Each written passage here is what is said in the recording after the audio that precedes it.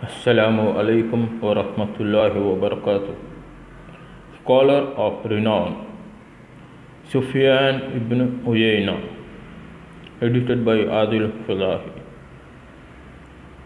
Sufyan ibn Uyayna al-Hilali was born in Kufa in 107 after Hijrah, corresponding to Common Era 725. Thus, he belonged to the third Islamic generation. He is quoted to have said that he met 87 of the successors to the Prophet's companion. He apparently met all the founders of the four schools of thought. He reports that it was Abu Hanifa who first placed him in a position of teaching. He arrived in Kufa when he was about 20 years of age. When Abu Hanifa saw him, he said to his students, "Now you have here the knowledge of Amr ibn Dinar." People began flocking to him, asking about Amr, who was the main scholar in Makkah. We have reports suggesting that Sufyan met Imam Malik at least twice, once in Medina and the other in Makkah. In Medina, Sufyan sought Malik and visited him. Malik received him well and praised his knowledge. On the other hand, both As-Safi and Ahmad ibn Hanbal read under Sufyan and were among his students. Although Sufyan ibn Uyayna was born in Kufa in southern Iraq, he was soon to move to Makkah, where he lived most of his life. In Makkah, he attended the circles of many scholars and met many of the scholars of other places who visited the city for pilgrimage.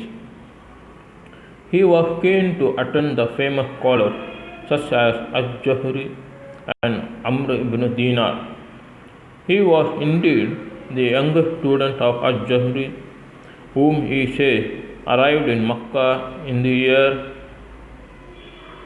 1203, and Sufyan attended him when he was only 16. On the other hand, he attended Amr ibn Dinar's circle for several years.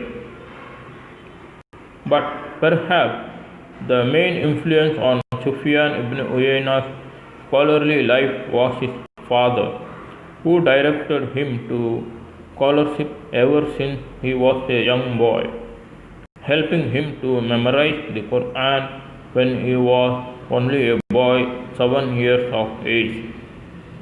Some scholars have included Sufyan ibn Uyayna among the Hanafi scholars, but the fact is that he did not belong to the Hanafi school of thought.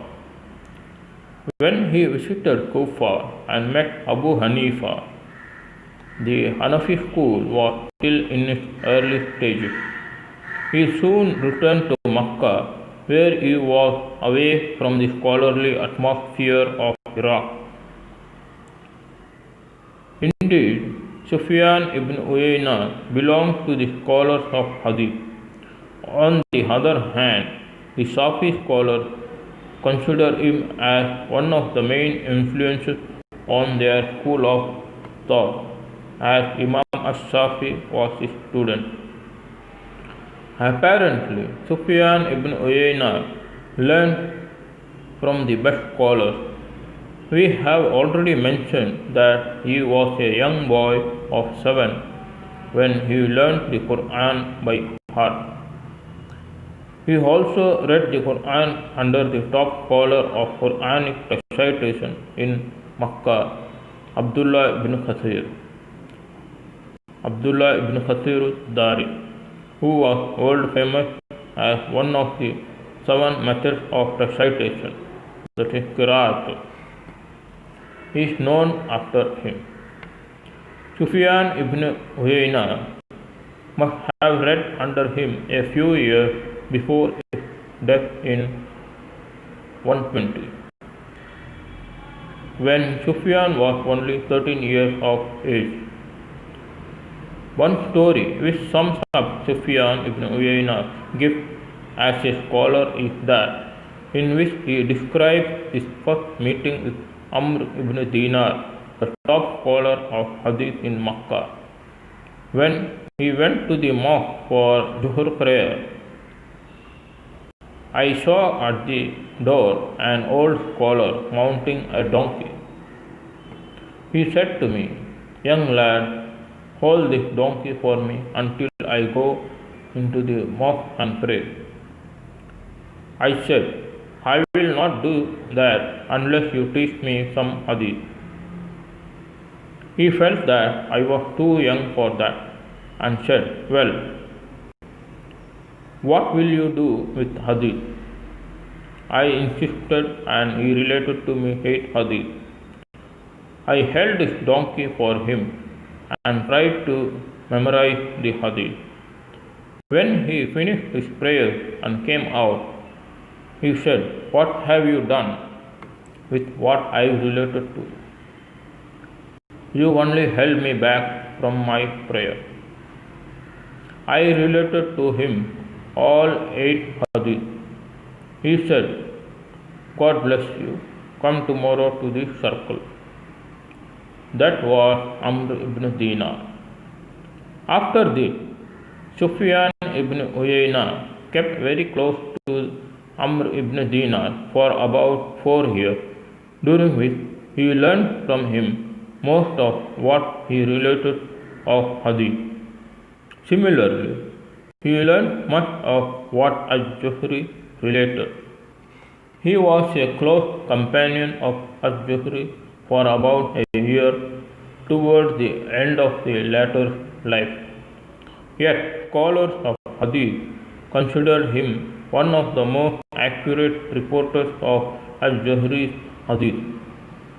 He was perhaps his youngest student, having met him first at the age of 16. No doubt, his sharp memory and his youth were of immense value for him at the time, together with the close companionship of both al-Zuhri and Amr ibn Dinar. Sufyan ibn Uyayna started teaching hadith when he was 35. Apparently, that was an early time for scholars of hadith. He reports that the first one to place him in a position of teaching hadith in the mosque was Misar ibn Qidam. He protested his young age for what was the custom at the time. Misar explained, "You have learned the hadith from both al-Zuhri and Amr ibn Dinar."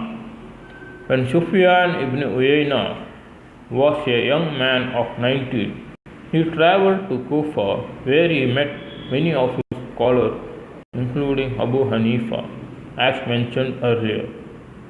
He paid several visits to Kufa, where he always tried to meet scholars and learn from them. It is reported that Al-Ama, a famous scholar and reciter of the Quran, once asked him about the hadith related in Hijaz. Sufyan ibn Uyayna suggested that they exchange teaching, one hadith for another. Thus, Sufyan would teach Al-Ama one hadith, then Al-Ama would teach him one in return. On a later visit, Sufyan suggested that they resume that arrangement, but Al-Ama complained of dearth of reporting and suggested that Sufyan could be more generous and offered 2 hadith for one by Al-Ama. He also traveled to Baghdad and Yemen, where he met Ma'an ibn Jayda, the local governor. He spoke to him at length, recommending a lenient approach of government. He apparently admonished him strongly that he should take good care of his Muslim subjects. Ma'an asked, "Are you their father? Are you their brother?" We do not have any book written by Sufyan ibn Uyayna surviving in original form. We know, however, that he wrote a book of commentary on the Quran. Recently, some of the commentary and explanation attributed to Sufyan ibn Uyayna were collected, edited, and produced in a book published by Al-Maktab al-Islami of Beirut and Usama Bookshop in Riyadh. A collection of hadith is also attributed to Sufyan, but probably it was collected by students, not written by him. However, Sufyan ibn Uyayna is ranked among the top scholars of hadith in the early period, prior to the time of the six well-known main collections of hadith. He was also well known for his wise statements which soften hearts and make people more willing to try hard to do their religious duties and avoid everything that God has prohibited. Sufyan ibn Uyayna died in 1908 after Hijrah, corresponding to Common Era 814. At the age of 91, according to the lunar calendar. His nephew Al-Hasan ibn Umran ibn Uyayna reports that he went to pilgrimage with his uncle Sufyan in 1907. When we arrived in Muzdalifah, after attending at Arafah, and my uncle completed his prayer, he lied down to sleep. He said to me, "I have been in this place 70 times, meaning that he was offering the pilgrimage every year for 70 years. Every year I said in my supplication, My Lord, do not make this my last visit to this place.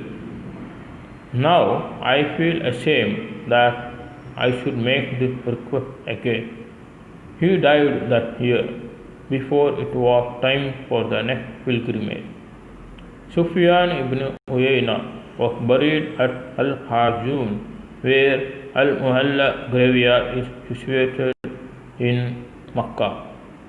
May God bless his soul. Thank you. Assalamu alaikum wa rahmatullahi wa barakatuh.